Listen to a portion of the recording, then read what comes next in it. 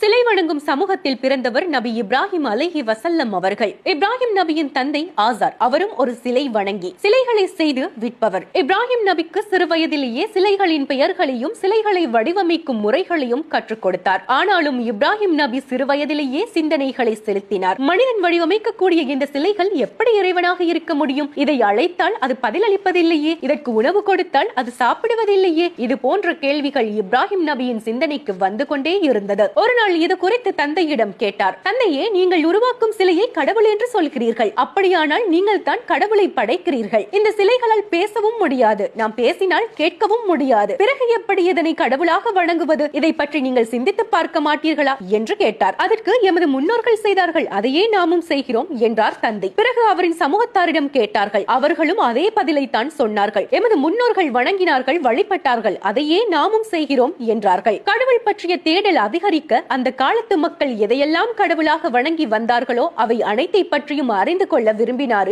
இப்ராஹிம் நபி. அப்போதுதான் இருள் சூழ்ந்த இரவில் மின்னிக் கொண்டிருந்த ஒரு நட்சத்திரத்தை கண்டு இது என் இறைவனாக இருக்குமோ என்று தம் மக்களை கேட்க, அது மறையவே மறையக்கூடியது எப்படி இறைவனாக இருக்க முடியும் என்றார். பிறகு சந்திரனை பார்த்து இது என் இறைவனாக இருக்குமோ என்று கேட்டார். அதுவும் மறையவே, எனது இறைவன் எனக்கு நேரான வழியை அறிவிக்காவிட்டால் வழி தவறிய மக்களில் நானும் ஒருவனாகி விடுவேன் என்று கூறினார். பின்னர் உதயமான பளிச்சிடும் சூரியனை கண்டு இது மிக பெரிதாக இருக்கிறது, இது என் இறைவனாக இருக்குமா என்று கேட்டார். அதுவும் அஸ்தமமாக, இந்த நட்சத்திரம், சந்திரன், சூரியன் அனைத்தையும் யாரோ ஒருவரின் படைப்பு, அவனின் கட்டளைப்படியே இவைகள் இயங்குகின்றன. ஆகவே இவற்றினை இயக்கக்கூடியவன் தான் எமது இறைவன், நாம் அவனுக்கு எதையும் இணை வைக்க கூடாது என்று மக்களை நோக்கி சொன்னார். ஆனாலும் சிலை வணக்கத்தில் மூழ்கி இருந்த அந்த மக்கள் அதனை கேட்பதாக இல்லை. இப்ராஹிம் நபி அவர்கள் கடவுளை தேடுவதில் இறுதி இலக்கை அடைந்த போது இந்த உலகத்தையும் அதில் உள்ளவற்றையும் படைத்து பரிபாலிப்பவன் அல்லாஹ் ஒருவன் மட்டுமே என்று அவர் முடிவுக்கு வந்தார். அல்லாஹ்வும் அவரை நபியாக, தன்னுடைய தூதராக ஏற்றுக்கொண்டான். அன்றிலிருந்து அறியாமையில் இருந்த தம் மக்களை நேர்வழிப்படுத்த பல முயற்சிகளை எடுத்தார். இதனால் தம் சமூகத்தில் கடும் எதிர்ப்பை சந்தித்தார்.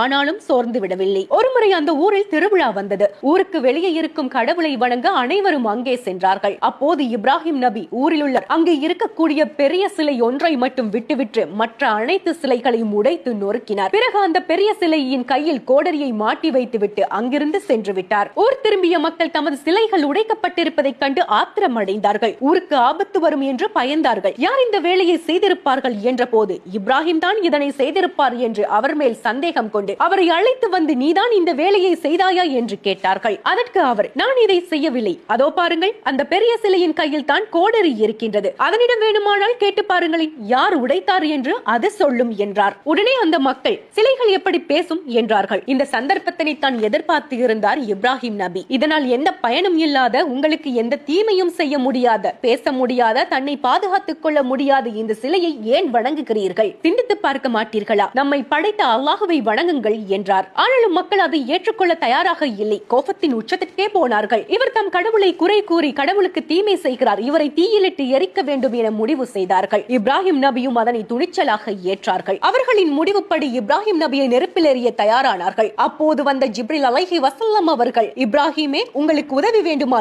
என்று கேட்டார்கள். ஆனால் இப்ராஹிம் நபியோ, எனது இறைவன் போதுமானவன், எனக்கு யாருடைய துணையும் வேண்டாம் என்றார்கள். இப்ராஹிம் நபி அவர்கள் நெருப்பில் எறியப்பட்டார்கள். அல்லாஹ்வின் மீது கொண்ட நம்பிக்கையினால் அந்த நெருப்பு அவர்களை எந்த அளவும் சுட்டு எரிக்கவில்லை. அந்த நெருப்பு இப்ராஹிம் நபிக்கு குளிர்ச்சியாகவும் இதமாகவும் இருந்தது. நெருப்பு முழுக்க எரிந்து முடிந்ததும் சிறிய காயம் கூட இல்லாமல் இப்ராஹிம் நபி எழுந்து நடந்து வந்தார்கள். அதனை பார்த்த மக்களுக்கு அதிர்ச்சியாகவும் ஆச்சரியமாகவும் இருந்தது.